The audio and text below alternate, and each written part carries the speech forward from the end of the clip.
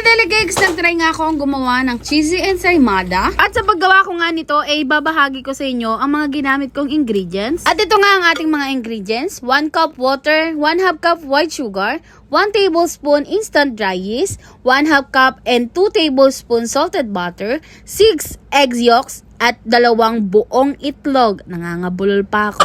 5 and 1/4 cup of bread flour, pwede ding all-purpose flour, and 1/4 teaspoon of iodized salt. Sa pag-knead nga nito, gamit ang stand mixer, kailangan natin ng 10 to 12 minutes. At kung wala namang stand mixer, pwede naman ng manual knead, kailangan natin ng 15 to 20 minutes. Pagkatapos nga natin mag-knead, kailangan natin siyang i-rest ng 1 hour. After nga ma-rest ng 1 hour, ayan, in-smash ko na siya. Sa paggawa nga ng dough ng ensaymada, parang pangarap lang natin yan. Kailangan ng proseso, kailangan natin paghirapan at hintayin bago natin makamit ang ating mga ninanais sa buhay. Char!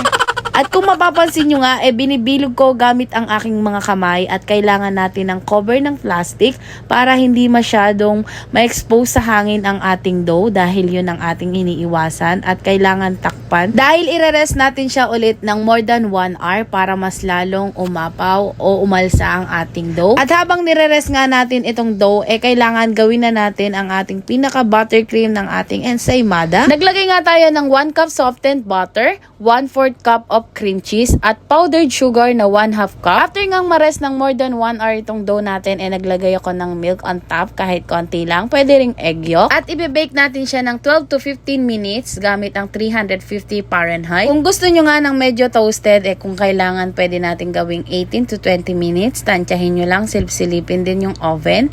Tapos kung gusto nyo naman ng medyo snow white ang dating, is maintain nyo lang sa 12 to 15 minutes. Tapos ayan, kung mapapansin nyo, inaangat-angat ko siya para mas sumingaw yung init, para hindi makulob yung init dun sa pinakailalim ng ating molder. At ayan nga, tagumpay yung ating pag-bake ng ating dough ng ensaymada.